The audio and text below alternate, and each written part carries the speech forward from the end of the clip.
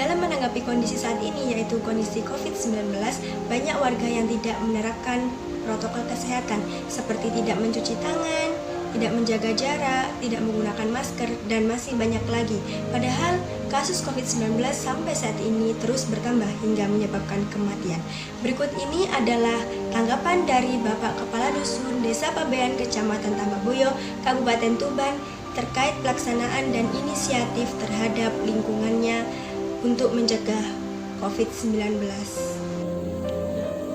Selama ini kami perangkat desa beserta BPD juga lembaga-lembaga desa yang lain berupaya mengedukasi kepada warga desa Pabean perihal protokol COVID-19, diantaranya yaitu untuk selalu mencuci tangan, dan itu sudah disediakan oleh pemerintah desa. Tiap-tiap gang atau tempat-tempat yang di situ berkerumun banyak warga seperti di musola maupun di masjid atau pos-pos penjagaan, juga di sepanjang jalan gang masuk desa itu kita sediakan tindak air untuk cuci tangan, juga ada kita sediakan hand sanitizer. Kita juga menghimbau kepada warga untuk selalu memakai masker, dan itu juga pihak desa juga sudah memfasilitasi dengan membagikan ke setiap kepala keluarga. Terus untuk tak lupa juga kita himbau untuk melakukan pola hidup yang sehat, juga berolahraga dan mengurangi kerumunan. Menanggapi situasi saat ini, masih banyak masyarakat yang lalai, bahkan tidak patuh adanya protokol kesehatan pencegahan COVID-19. Terlihat dari bagaimana masyarakat dengan mudahnya bepergian dan berkerumunan ke tempat ramai tanpa adanya menjaga jarak. Dan tidak sedikit dari salah satu di antara mereka yang tidak menggunakan masker saat bepergian. Lalu siapa yang rugi jika kita tidak menggunakan masker saat bepergian? Yang pertama pasti diri kita sendiri. Maka dari itu pemerintah sekarang telah menerapkan peraturan baru dengan adanya operasi masker. Sampai kapan kita akan menjalani pandemi seperti ini dan kita tidak benar-benar hidup new normal kalau kita tidak patuh adanya peraturan yang ada?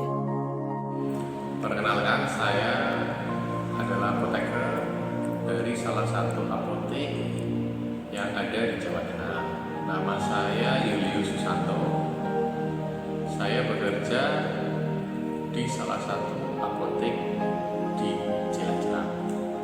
Saat ini kita tahu bahwa di Indonesia, baik di Indonesia ataupun di seluruh dunia, sedang banyak virus COVID yang penyebarannya sukar untuk diprediksi. Jadi saya sebagai apoteker, saya di apotek melakukan berbagai macam protokol, seperti pada saat karyawan datang, kita sebaiknya menyuruh karyawan untuk mencuci tangan. Kedua, sebelum karyawan bekerja, sebaiknya karyawan memakai masker.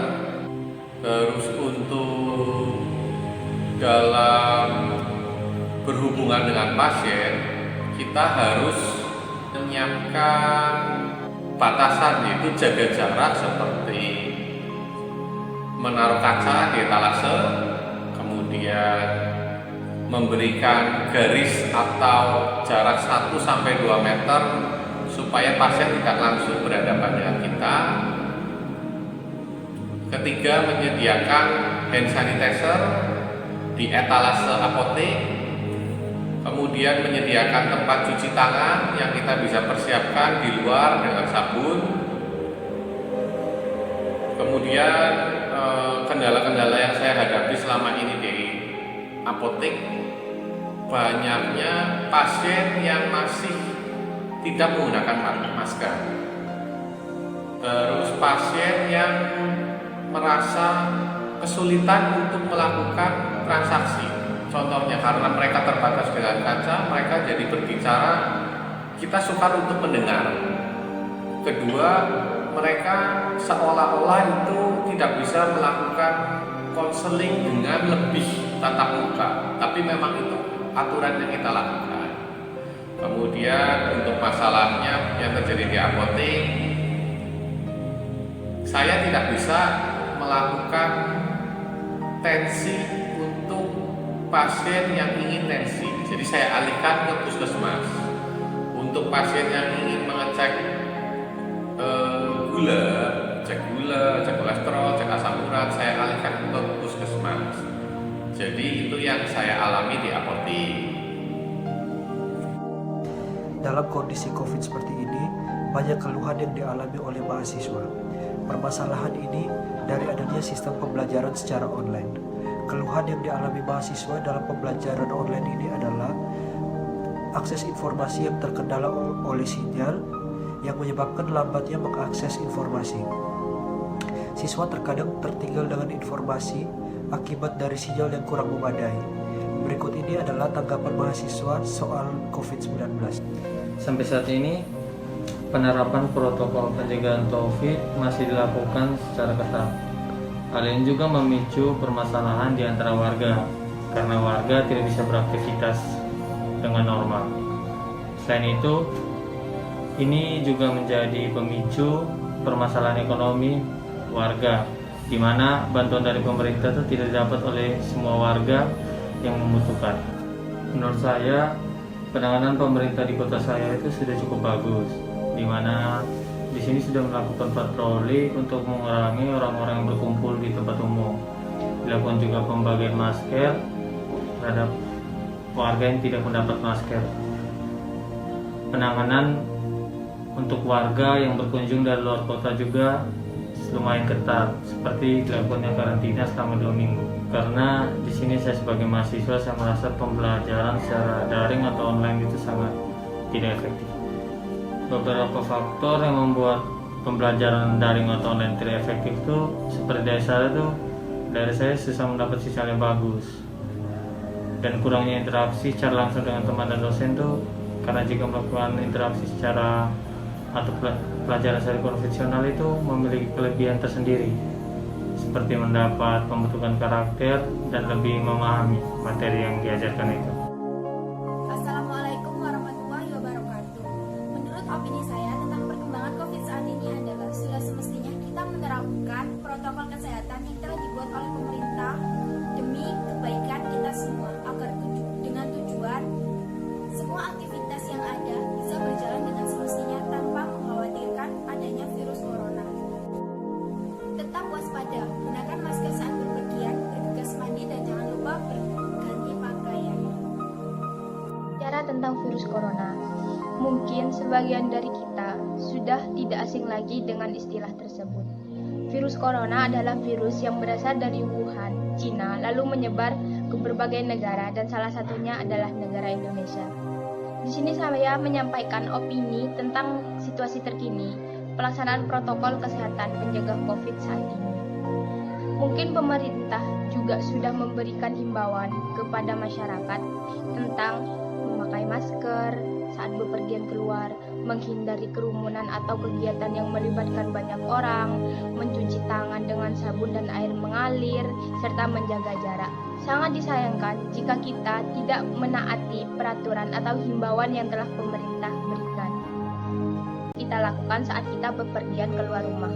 Ada beberapa hal himbauan yang bisa kita lakukan di dalam rumah. Yang pertama adalah minum minimal 8 gelas air putih sehari, lalu minum vitamin untuk mencegah atau meningkatkan kekebalan tubuh kita, dan tidur minimal 7-8 jam sehari. Kemudian saran saya untuk masyarakat Indonesia, sebaiknya cucilah tangan sesering mungkin, gunakan masker, jangan bepergian bila tidak perlu, olahraga, berjemurlah kurang lebih 10-20 menit setiap hari, makan makanan yang mengandung protein banyak, dan hindari makanan mengandung gula.